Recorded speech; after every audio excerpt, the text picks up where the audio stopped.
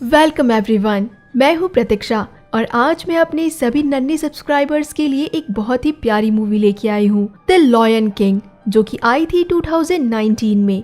इस मूवी को हम कहेंगे एक म्यूजिकल ड्रामा। इसके विजुअल इफेक्ट्स बहुत ही प्यारे हैं और साथ ही साथ इस मूवी की वीएफएक्स और एनिमेशन के अंदर क्वालिटी लेवल का ग्राफिक्स मिलेंगे। इस कहानी में हम देखेंगे कि कैसे एक जंगल का राजा शेर हमेशा अपने आप को साबित करता है कि वो आखिर क्यों एक जंगल का राजा है, उसे क्यों आखिर राजा कहा जाता है। साथ ही साथ आप इस मूवी के अंदर जंगलों की सबसे खूबसूरत नज़ारे यानी कि जानवरों से भरा उनका एनिमल किंगडम और साथ ही उनकी बहुत प्यारी सी कहानी को एंजॉय करेंगे। तो चलिए बिना प्रतीक्षा कराए मैं आप सभी को ले चलती हूँ एनिमल किंगडम में। कहानी के इस लाइव एक्शन वर्जन के अंदर जो आपको 3D इफेक्ट्स मिलेंगे वो बहुत ही प्यारे हैं। तो मैं आप सभी को सजेस्ट करूंगी कि आप अपनी फैमिली में छोटे बच्चों को ये मूवी ज़रूर दिखाइएगा। तो कहानी की शुरुआत में हमें दिखाया जाता है एक ऐसा किंगडम जिसके अंदर बहुत सारे जानवर यानी कि जितने जानवर आपके बच्चों को बुक्स के अंदर याद होंगे वो सारे जानवर हमें एक के बाद एक आते हुए दिखाई देते हैं। वो सारे जानवर एक सेरेमनी में जा रहे थे। ये सेरेमनी थी मुफासा यानी कि जंगल के राजा की। इसी सेरेमनी को अटेंड करने के लिए जंगल का हर एक जानवर वहां आया था। हम वहां देखते हैं कि मंकी की स्पीशीज यानी कि मैंडरिल वहां आ पहुंचता है। वहां पे हम मुफासा की रानी को भी देखते हैं यानी कि लॉयनेस, जिसका नाम था सराबी। वो मंकी मुफासा के बेटे को अपने हाथ में लेता है और पहाड़ की सबसे ऊंची चोटी पे जाके सभी जानवरों के सामने उसका इंट्रोडक्शन कराता है कि हमारे सामने हमारा नया किंग आ चुका है जिसका नाम है सिम्बा। जहां एक तरफ राजा के बेटे को सभी जने काफी सराह रहे थे, वहीं दूसरी तरफ राजा का एक भाई भी था यानी कि मुफासा का भाई जिसका नाम था स्कार। हमने हर जगह देखा है कि कहीं ना कहीं इंसानों के बीच जैसे लड़ाई झगड़े होते हैं या फिर मनमुटाव होते हैं, वैसे ही हमें इन जानवरों के बीच में भी यही दिखाया गया है। स्कार अपने भाई मुफासा के बेटे का किंग बनना बिल्कुल पसंद नहीं करता है। वो चाहता था कि उसे ही किंग बनाया जाए, लेकिन किंग उसे बनाने के बजाय मुफासा के बेटे सिम्बा को बनाया जाना था। इसी कारण वो उस सेरेमनी में भी नहीं आया था। सिम्बा जब अपने भाई स्कार को कहता है कि तुम उस सेरेमनी में क्यों नहीं आए, तो स्कार वहाँ पे कुछ अटपटे अंदाज में कहता है कि आप राजा हैं, आखिर आपका बेटा ही अगला राजा बनेगा, मैं यहाँ पे कुछ भी नहीं हूँ। और ये बात कह के वो वहाँ से चला जाता है। उसके बाद हमें अगले कुछ सीन में दिखाया जाता है कि कैसे सिम्बा अपने फादर मुफासा के साथ बहुत ही प्यार से खेल रहा था। ये सीन हमें इतने प्यारे लगते हैं कि मानो कि ये असली शेर है और शेर हमारे आंखों के सामने ही खेल रहे हैं। अगली सुबह सिम्बा जल्दी उठ के अपने फादर मुफासा को कहता है कि आप मुझे जंगल की सैर कराने वाले थे, तो आप मेरे साथ में जल्दी चलिए। तब मुफासा वहाँ पे सिम्बा को लेके एक बहुत ही ऊंचे से पहाड़ पे पहुंच जाता है और उसे वो बताता है कि जहाँ तक तुम देख पा रहे हो यानी कि जहां तक सूरज की रोशनी है, जहां तक तुम्हारी नजर जा रही है, उस सभी को हमारा सलाम है। दूसरी तरफ हमें इन सब की रक्षा करनी है क्योंकि मैं इस जंगल का राजा हूं और तुम आने वाले राजा हो, तो तुम्हें इस पूरे जंगल की रक्षा करनी है। जानवर अभी रह रहे हैं वैसे भी ये आगे भी रहे और इनके बीच कोई हलचल ना हो, इस चीज का हमें ही देखना होता है और आगे जाके ये सब तुम्हें देखना है। तभी सिम्बा की नजर वहां पे बहुत दूर की एक पहाड़ी पे पड़ती है जिसका नाम था काली पहाड़ी और मुफासा कहता है कि तुम इस पहाड़ी का अगली बार से कभी नाम मत लेना, उस पहाड़ी पे कोई भी नहीं जाता है और तुम्हें भी वहां कभी नहीं जाना है। अब जब मुफासा अपने बेटे को पूरे जंगल का लेसन दे रहा था तभी वहां पे जाजू नाम का एक बर्ड आ जाता है। ये इन लोगों का बहुत ही प्यारा बर्ड है जो कि हर चीज की इंफॉर्मेशन यानी कि जंगल में हो रही सारी एक्टिविटीज मुफासा को आके बताया करता था। वो बताता है कि हैना यानी कि लकड़बग्गों ने अटैक कर दिया है और रानी अपनी टोली के साथ में वहां पहुंच रही है। तभी मुफासा जाजू को कहता है कि सिम्बा को तुम अपने साथ ले जाओ। अब सिम्बा जब अपने घर वापस जाने लगता है तो वो अपने घर जाता जाता अपने चाचू स्कार के पास में चला जाता है। अब जब सिम्बा स्कार से बातें कर रहा था तो स्कार को पता चलता है कि मुफासा ने तो सिम्बा को पहले से ही अपना राजा बना रखा है यानी कि पूरे जंगल के अंदर अब उसका ही राज होगा। साथ ही साथ उसने एक काली घाटी का भी नाम लिया था। अब स्कार को उन लोगों की ये चीज पता चल गई थी कि शायद इन बच्चों को वहां नहीं भेजना है और तभी वो ये बात पकड़ लेता है और सिम्बा को अब पागल बनाने की कोशिश करता है। यानी कि छोटे बच्चों को जैसे बहलाया जाता है वैसे ही स्कार ने अब सिम्बा को भी बहला दिया था कि वहां पे सिर्फ और सिर्फ बड़े लोग जाते हैं, बच्चे वहां पे कभी नहीं जाते। ये बात सुन के अब सिम्बा को तो वहाँ डेफिनेटली जाना था।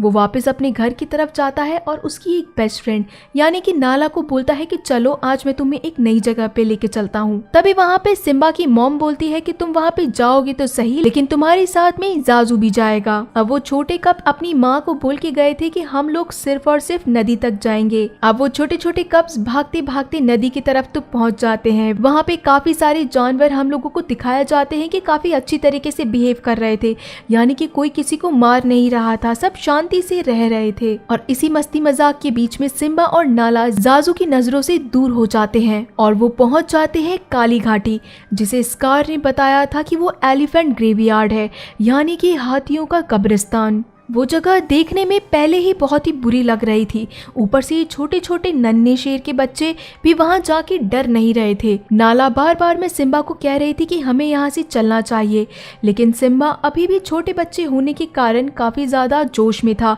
कि नहीं, हम तो यहाँ रुक के देखते हैं, और मैं अगर यहाँ पे रुक गया तो मेरे फादर मुझसे बहुत ज्यादा इम्प्रेस हो जाएंगे। बच्चों को क्या मालूम था कि उनके चाचा ने उन्हें पहले ही एक मौत की गुफा में भेजा है। वहाँ वो बच्चे जैसे आगे बढ़ने लगते हैं कि तभी सारे के सारे लकड़बग्घे दोनों बच्चों को घेर लेते हैं। बच्चे अपनी जान बचा के सुरंगों में से इधर से उधर भागने लगते हैं, लेकिन आखिर क्या था, उन सारे के सारे लकड़बग्घों ने दोनों बच्चों को घेर लिया था। और तभी वहाँ पे शेर की दहाड़ के साथ में मुफासा पहुंच जाता है और सारे लकड़बग्घों को एक बार के लिए डरा देता है कि अगली बार मेरे बच्चे के ऊपर किसी ने आंख उठा के भी देखा तो यहाँ पे लाशें बिछ जाएंगी। और इस समय मुफासा काफी ज्यादा गुस्से में था और अपसेट भी था कि जब उसने सिम्बा को मना किया था कि तुम्हें वहां नहीं जाना है, तो फिर आखिर तुम वहां क्या करने के लिए गए थे। तब सिम्बा कहता है कि वहां पे सभी बड़े लोग गए थे और मैं अगर वहां जाता तो आप मुझे काफी ज्यादा ब्रेव मानते, इसलिए मैं वहां गया था। तब मुफासा उसे समझाता है कि तुम वहां जरूर जाना, लेकिन तुम्हारी अभी वहां जाने की उम्र नहीं है। और वो फिर बताता है कि आगे जाके ये सारा एनिमल किंगडम तुम्हें ही संभालना है। मेरा कोई भरोसा नहीं है कि मैं आज हूँ तुम्हारे साथ और आने वाले समय में नहीं रहूंगा। तुम मुझे जब भी याद करोगे तब आसमान में तारों की तरफ देख लेना, मैं हमेशा तुम्हारे साथ ही रहूंगा। दूसरी तरफ स्कार को ये सारा का सारा एनिमल किंगडम चाहिए था, और जब तक मुफासा और सिम्बा जिंदा है ऐसा कभी नहीं हो सकता था।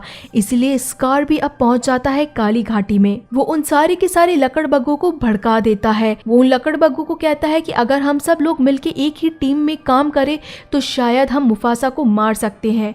वो लकड़बग्घे पहले तो मना करते हैं कि नहीं, हमें ऐसा नहीं करना चाहिए। तब स्कार उन्हें बताता है कि एक बार अगर हमने वो जंगल जीत लिया तो फिर तुम मन चाहे उतना शिकार कर सकते हो। अब सारे के सारे लकड़बग्घों की टीम बना ली थी स्कार ने अपने पीछे। एक दिन की बात थी, स्कार अपने साथ में सिम्बा को ले चलता है घाटियों के बीच में, और वो सिम्बा को कहता है कि यहाँ पे सभी के सभी शेर आके अपना रोर सुधारते हैं, यानी कि तुम भी इतना जोर से रोर करो कि ऊपर खड़े किसी भी जानवर को तुम्हारे रोर की आवाज आ जाए। छोटा नादान सिम्बा को नहीं पता था कि यहाँ पे फिर से कोई ना कोई चाल चली गई है। स्कार सिम्बा को वहाँ अकेला छोड़ के चला जाता है, और अब सिम्बा को कुछ सेकंड बाद में पता चलता है कि घाटी के अंदर भगदड़ मच चुकी है। वहाँ पे बहुत बड़े बड़े जानवर अब घाटी के अंदर काफी तेजी से भागने लग जाते हैं। छोटा सिम्बा अपनी जान बचा के कभी तो चट्टान के नीचे छुपता है तो कभी इधर उधर भागने लगता है। वो ऑलमोस्ट किसी न किसी जानवर के पैरों के नीचे दब के मरने ही वाला था कि तभी वो एक पेड़ की टहनी पे लटक जाता है, और उसी समय वहाँ पे स्कार मुफासा को बुलाने जाता है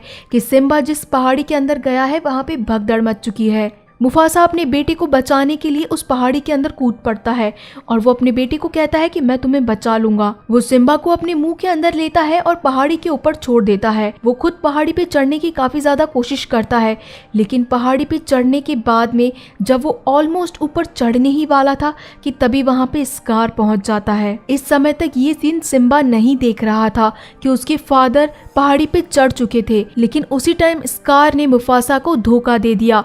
जैसे ही मुफासा चट्टान पे चढ़ने वाला था, स्कार ने उसे वहां से धकेल दिया। उस घाटी में काफी ज्यादा जानवर भाग रहे थे। उन्हीं भगदड़ भरे जानवरों के बीच में मुफासा काफी ऊंचाई से गिरता है और आखिर मुफासा वहां पे मर जाता है। सिम्बा पहाड़ी से नीचे उतर के देखता है कि आखिर उसके फादर कहाँ गए। आसपास देखने के बाद उसे अपने फादर मुफासा गिरे हुए मिलते हैं। वो काफ़ी कोशिश करता है कि उसके फादर जाग जाएं, लेकिन तभी वहाँ पे स्कार पहुँच जाता है और स्कार छोटे सिम्बा को इतनी बुरी तरीके से डरा देता है कि ये तुमने किया है, तुम्हारे पिताजी तुम्हें बचाने के लिए आए थे और तुम्हारे कारण ही ये उस चट्टान से गिर गए।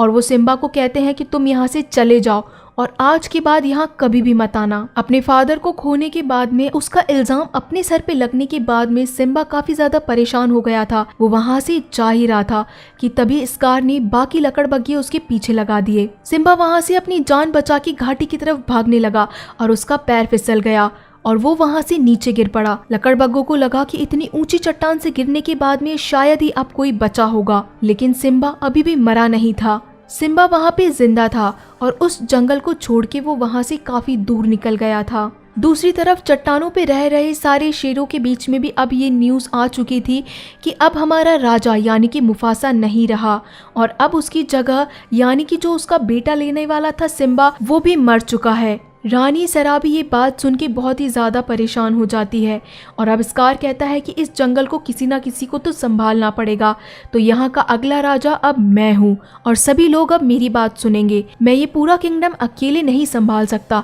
इसीलिए मैं अपने साथ कुछ दोस्तों को लाया हूँ। तभी वहाँ पे स्कार बाकी सारे शेरों से उन लकड़बग्घों का इंट्रोडक्शन कराता है कि अब ये लकड़बग्घे भी हमारे साथ इसी जंगल में रहेंगे। जंगल का हर एक जानवर काफी ज्यादा परेशान था क्योंकि आज से पहले जब तक मुफासा का राज था कोई भी लकड़बग्घा इस जंगल में पैर तक नहीं रख पाया था, लेकिन स्कार की राज के अंदर अब लकड़बग्घे इसी जगह पे आने लग गए थे। अब हमें अगले सीन में दिखाया जाता है कि कैसे नन्हा सिम्बा रेतीले रेगिस्तानों को पार करते हुए काफी दूर पहुंच चुका था और अब वो एक सूखी जमीन पे जाके बेहोश हो चुका था। तभी वहाँ पे एंट्री होती है पुम्बा और टिमोन और वहाँ पे गाना बजने लगता है हकूना मटाटा का, यानी कि जैसा कि हम सभी ने अपने अपने बचपन में हकूना मटाटा का कार्टून देखा था, वही गाना यहाँ पे बजने लगता है। पुम्बा और टिमोन दोनों सिम्बा से पूछते हैं कि ये तुम तो शेर के बच्चे हो और तुम आखिर यहाँ पे क्या करने के लिए आए हो। तब वहाँ पे पहले तो सिम्बा उन दोनों को कुछ भी नहीं बताता है और वो कहता है कि तुम यहाँ से चले जाओ। तब वहाँ पे पुम्बा और टिमोन सिम्बा का मॉरल बूस्ट करने लगते हैं। वो उसे कहते हैं कि हकूना मटाटा का मतलब है कि नो वरीज, अब जो हुआ तुम उसे सुधार तो नहीं सकते हो, इससे अच्छा है कि आने वाले कल के बारे में सोचो। अब नन्हा सिम्बा भी इन दोनों के साथ में नई जगह पे चला जाता है। वो देखता है कि बहुत ही सुंदर जंगल के अंदर ये दोनों रहते हैं। वहाँ पे भी सारे जानवर एक दूसरे के साथ में रहते हैं, कोई किसी को नहीं मार के खाता, बल्कि वो लोग पेड़ को तोड़ के उनके अंदर की लट खाते हैं और इसके साथ ही वो दीमकों से भरे चट्टानों को खाते हैं। अब समय काफी बदल गया था। अब नन्हा सिम्बा एक बहुत ही शानदार शेर में बदल चुका था। अब वो एक राजा बनने वाला था। उसे नहीं मालूम था कि वो राजा का बेटा है और उसमें कितनी ज्यादा स्किल और पावर्स हैं। वो सिर्फ अभी एक दूसरे जंगल में दूसरे जानवरों की तरह रह रहा था। अब जब समय बदल चुका था तो वहाँ पे सिम्बा जहाँ से आया था वो जगह पूरी तरीके से तहस नहस हो चुकी थी। लकड़बग्घों ने ऑलमोस्ट सारे के सारे जानवरों का शिकार कर लिया था। इन्हीं चीज से बाकी शेर बहुत ही ज्यादा परेशान थे। अब सराबी बाकी शेरों को कहते हैं कि हमें कुछ ना कुछ करना पड़ेगा। अब हम वहाँ पे ये भी देखते हैं कि नाला भी अब बड़ी हो चुकी है। वो कहती है कि हमें मदद के लिए जाना चाहिए, ऐसे तो स्कार यहाँ पे किसी को भी जिंदा नहीं छोड़ेगा। तभी स्कार वहाँ पे सराबी को अपने पास में बुलाता है। सराबी कहती है कि मैं इससे बिल्कुल नहीं डरती हूँ। सराबी जब स्कार से बात करने के लिए जाती है तो स्कार कहता है कि अब तुम्हें मेरी रानी बन जाना चाहिए। मुफासा को मरे हुए कई साल हो चुके हैं और अब इस जंगल का राजा मैं हूँ। मैं ही सबसे ज़्यादा इंटेलिजेंट और स्ट्रॉन्ग हूँ, तो तुम्हें मेरी रानी बनने में आखिर क्या हर्ज है। तब सराबी वहाँ बोलती है कि मैं तुम्हें अपना राजा कभी भी नहीं चुनूंगी। मेरा राजा सिर्फ और सिर्फ मुफासा था, तुम उसकी जगह कभी भी नहीं ले सकते। ये सब सीन देख के नाला अब बिल्कुल तय कर चुकी थी कि उसको यहाँ पर किसी ना किसी की मदद चाहिए थी ताकि वो स्कार का राज यहाँ पे अब खत्म कर सके। रात होने पे दबे पांव वो वहाँ से निकलने की कोशिश करती है। तभी स्कार की भी आंखें खुल जाती है और वो पीछे पीछे जाने लगता है नाला के, और तभी वो वहाँ पे होने वाली हलचल को ढूंढने लगता है। नाला वहाँ पे पकड़ी जाती, लेकिन फिर भी वो दबे पांव छुपते छुपाते वहाँ से निकल गई थी। यहाँ पे हमें कहानी के बीच में एक सीन और दिखाया जाता है कि कहीं से सिम्बा का बाल उड़ के हवाओं में तैरने लगता है। हवाओं से आता आता वो पानी में पहुंच जाता है। पानी में आने के बाद में वो फिर से बाल उड़ के पत्तों पे बैठ जाता है। उन पत्तों को खा लेते हैं जिराफ। जिराफ से निकल के वो बाल आ जाते हैं फिर से जमीन पे। जमीन से उड़ने के बाद उन बालों को ले लेती है चींटियाँ। चींटियां जब उन्हें पेड़ पे चढ़ने लगती है बाल को लेके, तभी वहाँ पे स्टार्टिंग में जिस बंदर को हमने देखा था वो बाल अब उस बंदर के हाथ में लग जाता है और उस बंदर को ये पता चलता है कि सिम्बा अभी तक जिंदा है। नाला अपना सफर तय करके उसी सुंदर जंगल के अंदर पहुंच जाती है जहाँ पे सिम्बा अभी रह रहा था और नाला एकदम से अटैक कर देती है पुम्बा पे कि तभी वहाँ पे पुम्बा की जान बचाने के लिए सिम्बा भी पहुंच जाता है। अब इन दोनों शेरों के बीच में आपस में लड़ाई हो जाती है कि तभी वहाँ पे बचपन में जैसे नाला और सिम्बा आपस में झगड़ते थे वैसे ही मूव वो लोग अभी भी कर रहे थे और उसी समय सिम्बा को पता चल जाता है कि ये तो नाला है और वो एक दूसरे को देख के काफ़ी ज़्यादा खुश हो जाते हैं। नाला कहती है कि मुझे तो विश्वास ही नहीं हो रहा कि सिम्बा तुम जिंदा थे।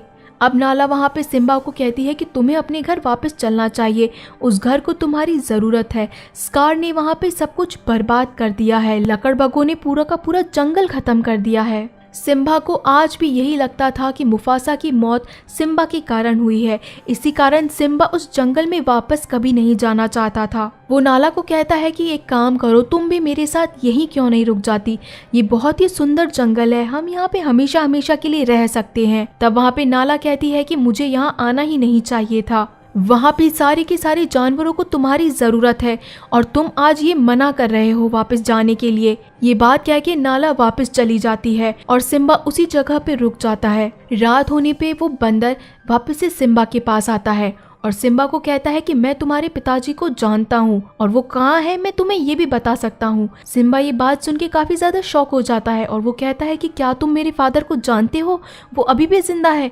ये बात सुन के वो उस बंदर के पीछे पीछे जाने लगता है। काफ़ी लंबा रास्ता तय करने के बाद में वो बंदर सिम्बा को एक पानी के तालाब के पास ले आता है। अब जब सिम्बा अपनी शक्ल उस पानी के अंदर देखता है तो वो कुछ समझ नहीं पाता। तब वो बंदर सिम्बा को कहता है कि देखो इसके अंदर तुम्हें मुफासा दिखाई देंगे। मुफासा हमेशा से यही चाहते थे कि ये जंगल को आगे जाकर तुम संभालो। जंगल का राजा ऐसे ही नहीं बना जाता है, बल्कि जंगल का राजा तब बना जाता है जब तुम सारे के सारे जानवरों को बचाते हो किसी बुरी चीज से, और अब ये काम तुम्हारा ही है। अब सिम्बा वो बात सुन के बहुत ज़्यादा मोटिवेट हो जाता है और वो अब अपने घर जाने के लिए रेडी था। और तभी वहाँ पे शेरों की दहाड़ लेके सिम्बा निकल पड़ता है अपने जंगल की तरफ। रास्ते में नाला उसे मिल जाती है और अब वो नाला को कहता है कि चलो हमें देर हो रही है हमारे घर जाने के लिए। पुम्बा और टिमोन काफी समय से सिम्बा के साथ में ही थे। पुम्बा और को पता था कि सिम्बा अभी इतना अच्छा शेर नहीं है क्योंकि उसने कभी भी कोई भी वायलेंस नहीं किया था इतने टाइम के अंदर, यानी कि कभी उसने शिकार तक भी नहीं किया था। तो पुम्बा और टिमोन के लिए अभी भी सिम्बा एक बच्चा ही था, इसी कारण वो उसके पीछे पीछे आ जाते हैं और अब वो सिम्बा को कहते हैं कि मरते दम तक हम तुम्हारे साथ ही रहेंगे। अब जब सिम्बा अपने जंगल में वापस पहुंच जाता है तो वो देखता है कि जंगल की बहुत ही बुरी हालत हो चुकी थी, यानी कि उन लकड़बग्घों ने हर जगह लाशें बिछा रखी थी। जंगल के अंदर जाने से पहले भी उन्हें लकड़बग्घे मिले थे, इसी कारण वो अब एक प्लान बनाते हैं कि लकड़बग्घों का ध्यान भटकाने के लिए पुम्बा जाएगा और पीछे से बाकी दोनों शेर जंगल की तरफ निकल जाएंगे। और अब कहानी के सबसे शानदार वाले एनिमेशन पार्ट पे हम पहुंचते हैं। इस समय स्कार पहाड़ी पे खड़ा था और सराबी को बोलता है कि अब तो तुम्हें मेरी रानी बनना ही पड़ेगा। सराबी साफ मना कर देती है कि मैं तुम्हारी रानी कभी नहीं बनूंगी। इसी कारण स्कार और सराबी में लड़ाई हो जाती है और तभी वहाँ पे दहाड़ता हुआ सिम्बा पहुँच जाता है और वो कहता है कि मेरी माँ से दूर रहो। सभी वहाँ पे सिम्बा को देख के काफी ज्यादा शॉक हो जाते हैं।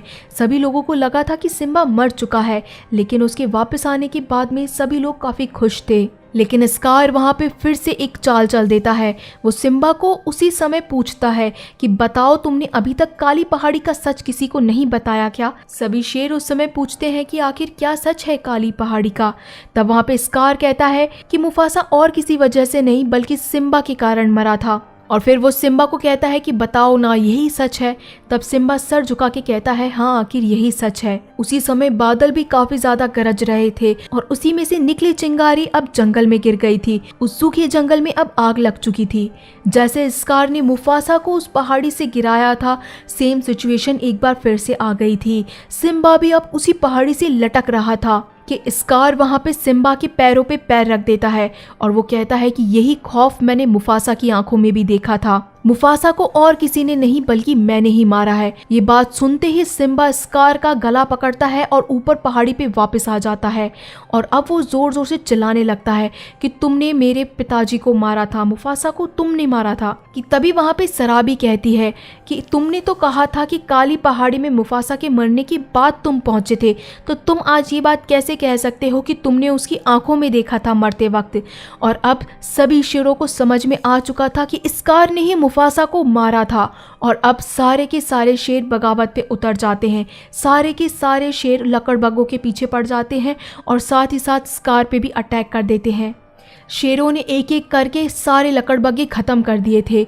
दूसरी तरफ वहाँ पे अब सिम्बा और स्कार के बीच में लड़ाई हो रही थी। ये रियलिस्टिक लड़ाई शेरों के बीच में होती हुई बहुत ही सुंदर लड़ाई थी। अब जब स्कार को पता था कि वो अब इस समय लड़ नहीं सकता है सिम्बा से, क्योंकि सिम्बा काफ़ी ज़्यादा स्ट्रॉन्ग था, तो वो कहता है कि सिम्बा मुझे माफ़ कर दो, मुझे एक मौका और दे दो, मैंने गलती कर दी है, मैं आखिर तुम्हारा चाचू हूँ। तो सिम्बा वहाँ कहता है कि मैं तुम्हें नहीं मारूंगा, मैं तुम्हारे जैसा नहीं हूँ, तुम्हारे पास मौका है, तुम यहाँ से बस भाग जाओ और वापस कभी मत आना। लेकिन स्कार फिर से एक बार धोखाधड़ी करता है और वो फिर से सिम्बा के ऊपर अटैक करता है। वो सोचता है कि वो इस पहाड़ी से सिम्बा को गिरा देगा, लेकिन नहीं, सिम्बा इस लड़ाई के अंदर जीत जाता है और अब स्कार ही उस पहाड़ी से नीचे गिर जाता है। स्कार के नीचे गिरते ही सारे के सारे लकड़बग्गे स्कार को घेर लेते हैं, क्योंकि स्कार ने सिम्बा को कहा था कि इन लकड़बग्गों ने तो मेरा ध्यान भटकाया था, मैं तो कभी चाहता ही नहीं था यहाँ का राजा बनना।